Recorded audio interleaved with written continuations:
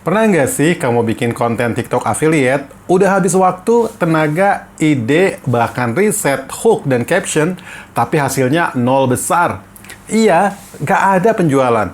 Padahal kamu yakin banget ini iklan udah paling niat sedunia. Kalau kamu pernah atau sedang ngalamin hal ini, video ini buat kamu. Assalamualaikum warahmatullahi wabarakatuh. Halo, apa kabarnya afiliator Indonesia?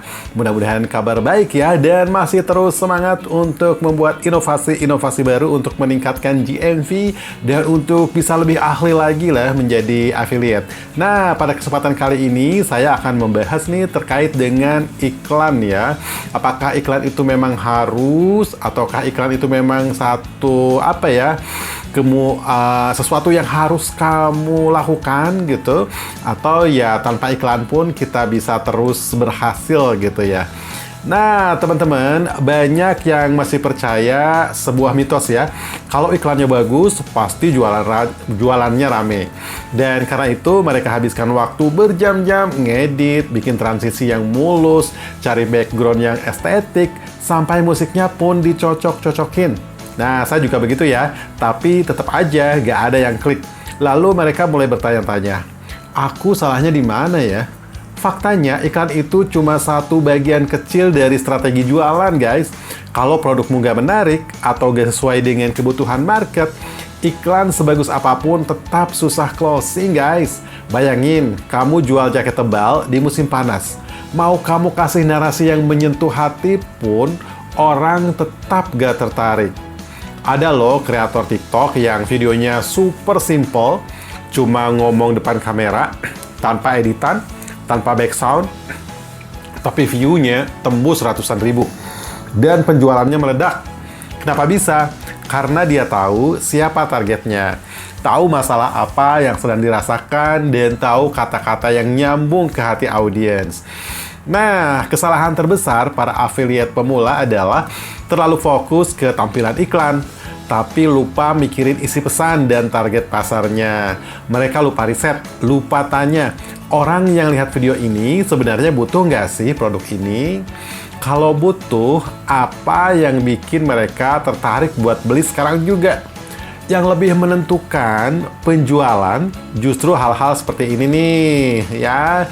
Relevansi produk dengan followers kamu ya. Kemudian seberapa kuat CTA kamu, call to action ya di video dan caption. Kemudian kredibilitas akun kamu sebagai orang yang merekomendasikan, dan seberapa ngena kamu menyampaikan masalah dan solusinya. Kadang justru iklan yang terlalu keren malah gagal. Loh, kenapa? Karena audiens jadi fokus ke visual, bukan ke produknya. Mereka cuma komen, wih, editannya keren banget, tapi nggak ada yang tanya, itu belinya di mana gitu ya. Nah, itu petanda pesannya nggak sampai, guys. Kalau kamu mau bikin iklan yang benar-benar menjual, coba ubah mindset. Bukan bagaimana bikin video yang keren, tapi bagaimana bikin video yang nyambung ke masalah orang lain. Fokus ke storytelling, ke manfaat nyata produk, dan buat audiens mikir, ini gue banget loh, aku butuh ini banget sekarang. Dan jangan lupa, TikTok itu guys, platform yang sangat dinamis. Kadang video yang kamu gak terlalu harapkan justru meledak. Jadi, teruslah bereksperimen. Jangan terlalu perfeksionis di satu video. Dan guys, ini tuh pengalaman saya banget ya. Saya punya beberapa video yang menjadi andalan saya, karena dia menghasilkan closing setiap hari loh. Setiap hari selalu ada closing, dan salah satu yang juga diiklankan oleh sellernya ya. Kenapa diiklankan oleh sellers? Karena sudah terbukti dia bisa menghasilkan penjualan yang bagus. Tapi guys, sebenarnya kalau saya perhatikan ya, video tersebut sangat-sangat kalau saya analisis ya, kayaknya sangat-sangat tidak ada bagus-bagusnya gitu ya. Gambarnya juga, pencahayaan sih bagus ya, karena kan standarnya sama gitu ya. Tapi angle-nya waktu saya bikin itu kayaknya terlalu ke bawah kameranya. Kemudian kata-kata yang digunakan juga kayaknya begitu-begitu juga gitu ya. Panjangnya juga lumayan panjang, tapi nggak tahu kenapa itu yang menghasilkan penjualan, dan akhirnya saya iklankan karena dia memang menghasilkan penjualan. Sampai sekarang saya masih menganalisis ya, apa sih sebenarnya keistimewaan dari video tersebut ya. Apakah kata-katanya, apakah kalimatnya, karena saya ulang-ulang juga, tidak selalu terjadi pada video-video yang saya buat baru ya, itu video lama. Ada lagi video unboxing pada awalnya ya, padahal dia cuma buka-buka plastik doang gitu ya. Sementara untuk menunjukkan produknya tuh di akhir sedikit doang gitu, tapi dia banyak menghasilkan penjualan. Nah, hal-hal seperti ini mungkin bisa kamu temui nih kalau kamu sudah memiliki banyak video TikTok tersebut. Nah, jadi kembali lagi ke iklan. Nah, buat video, upload, analisis, ulangi. Di situ kamu bakal nemu pola yang cocok buat kamu dan audiensmu ya. Harus dianalisis dan mungkin perlu waktunya nggak langsung bisa ketemu ya polanya. Seperti saya nih sampai sekarang belum ketemu gitu ya untuk menduplikasi iklan tersebut gitu. Apa sih istimewanya? Apa harus dijelek-jelekin atau bagaimana gitu ya.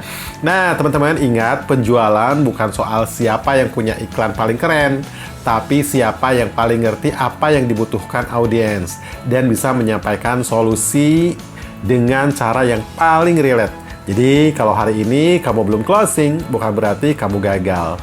Mungkin kamu cuma belum menemukan cara yang tepat, dan itu cuma soal waktu dan proses. Jadi semangat terus ya guys. Tadi kita membicarakan tentang iklan yang pada dasarnya itu sama dengan kalau kita membicarakan video TikTok yang juga nggak diiklankan ya. Jadi kalau diiklankan kan kita lebih serius melihatnya, tapi video-video TikTok yang tidak diiklankan juga memang harus seperti itu ya. Apa yang harus kita analisis, apa yang harus kita lihat. Nah, kalau teman-teman menganggap video ini memiliki sesuatu yang bisa menginspirasi, jangan lupa untuk like ya, dan jangan lupa untuk share dong ke teman-temannya yang siapa tahu juga membutuhkan.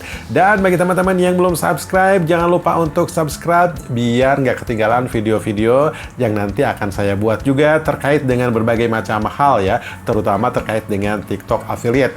Karena TikTok affiliate itu selalu dinamis, dan saya juga sama masih belajar, tapi ada hal-hal yang bisa saya share gitu ya. Kalau kegagalan, supaya teman-teman nggak ikutan gagal gitu ya. Kalau berhasil, siapa tahu teman-teman juga bisa menduplikasinya dan juga berhasil.